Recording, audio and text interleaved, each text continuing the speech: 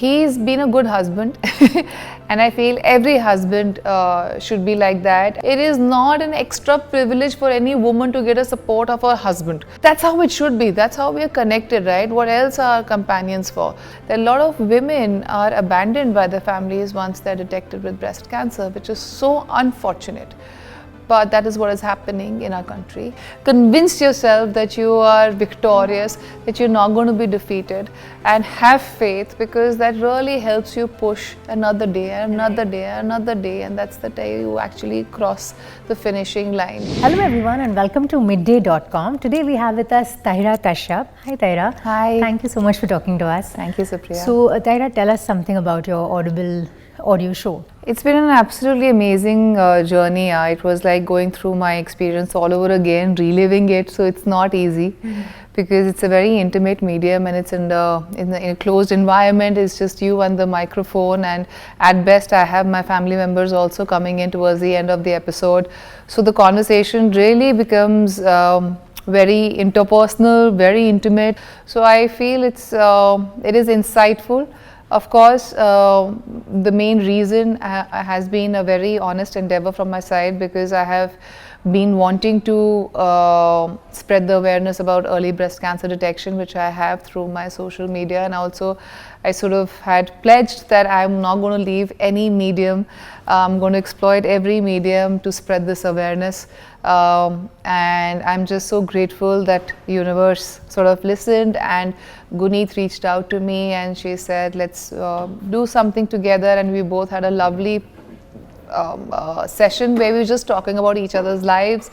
And I didn't know that this is what is happening or this is what is brimming. I was just in my light-hearted way telling her about my obsession with breasts and what actually went in my head during that time. So she found it very interesting, and then she connected with me. She was like, would you like to do a show? And I was like, yeah, sure, why not? Because by the end of it, this is what I want to do. I want to spread awareness about early breast cancer detection. But my way of telling is little quirky. It's a little off of center. So, which is why it's My Expressed, also a title suggested by Guneet herself. So I feel that's what sets the tone of the entire, the Audible, the entire show, the entire 8-episode thing. It's quirky, it's funny, yet insightful. There are highs, there are lows, it's very intimate, and it's been a lovely journey. Were there any apprehensions that you had while talking about your own story? Yeah, there are more than one apprehensions, even though you have spoken about it once or twice. But each time you speak about something as personal as this, always two thoughts cross your mind. In fact, there were a lot of times when I used to record something and I would go back to my producer behind and I used to tell her, Serena, should we take this out? Can we just let it be? And she's like, let's just mull over it. And a few moments into it, I was like, okay, fine, let it be. Let's let it be, because it's staying true to the character. Right. There is honesty that came in across, and that's my purpose. It should not be some glorified version of what is happening. It's realistic. So people are going to listen to it. Some people might even be able to relate to it. That I went through it, I feel the same thing too. True. So, and at the same time, it's also spreading constant thing that if there is any change in your breast, you need to sort of go and get it tested. And support is so important. So family support, and how your husband looks at you, how do the men look at you, that's so essential, that's so important. We just feel that cancer is what it is. That's the main part. The main part, both the doctor will take care of it, no? But what about the rest of it? What about the scar on your body? What about the surgeries? How do you feel about yourself? How are other people looking at you?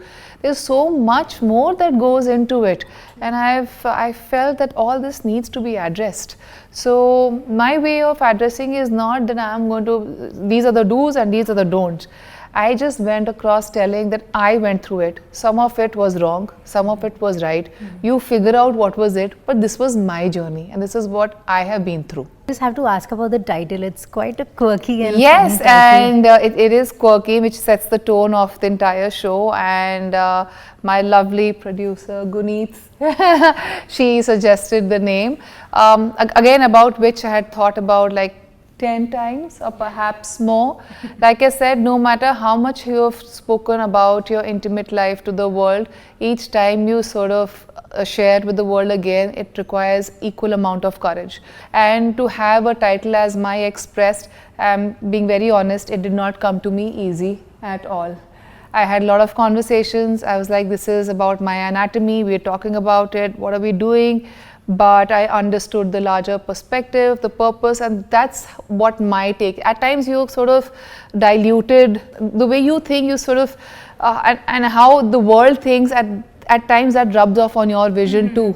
Because this is what the world is saying, it colors your vision, it colors your perspective too. But I'm glad the name of the show is My Expressed, because that's my take. And how has your husband Ayushman helped you through this entire journey?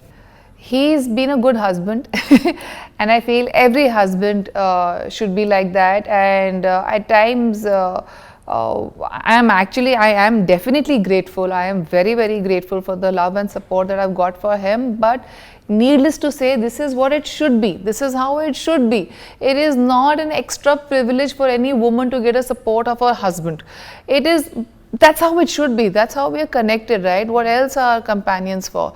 So if a man is going through a bad phase, the woman has to be there for him. And if the woman is going through, I would say just not man, women, just partners as such, and human beings as such. You in sickness and health. Yes, you need to be connected and you need to be there with each other. And surprisingly, and it breaks my heart to tell you that the doctors have also told me, and of course there are statistics to verify it, that a lot of women are abandoned by their families once they're detected with breast cancer, which is so unfortunate. But that is what is happening in our country. That's what is very sad. We need to work on that.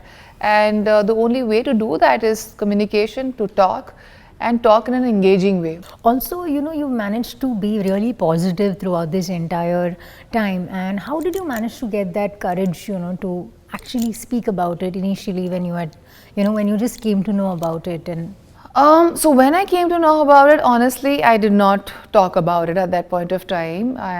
It's only after I had my surgery and the day I had to be discharged, that was the day I took this decision of sort of posting it on Instagram. I hadn't done all this while. But the biggest source of strength for me has been my practice. I practice Nichiren's Buddhism and I chant. And that has really sort of, and it's not that I took up to a practice after cancer happened. And I'm just so glad that I was going strong in my practice is when cancer happened, and is why my perspective was not about feeling begrudged. I wasn't complaining, I wasn't blaming the gods. I was just saying, okay, fine, if it's come in my way, I need to deal with it, and let me deal with it with utmost dignity and joy. So this courage has really come to me from this practice. And finally, if you had to give some advice to people who are going through a particular sickness and they want to overcome it, what would that be? To begin with, you need to feel victorious in your head and mind, and I know it's very difficult, it's easier said than done, but there are a lot of side effects, there are a lot of body aches, there's a whole lot of stuff which goes into, especially when it's cancer, chemotherapy, or any illness or any drug as such. But I just told somebody yesterday, asked me the same question. I was like, you just fake it till you make it. Convince yourself that you are victorious, that you're not going to be defeated, and have faith, because that really helps you push another day and another day and another day, and that's the day you actually cross the finishing line. And I think the intention of adding value, if all of us have a purpose of being, we all know that we exist for some purpose. We do not take our lives for granted. Wherever we are, we should not take that for granted. We all have some purpose in life, some mission in life. Once you give yourself that respect, you will also give yourself the strength to actually fulfill that mission, the purpose for which you're born. And that gives you the push. Spoken like a true Buddhist practitioner. Are you a practitioner too? Where does the courage come from? Pata chal gaya tha mujhe. Thank you so much. It was lovely speaking to you. Likewise, Supriya. Thank you. Thank you. Subscribe to Midday India.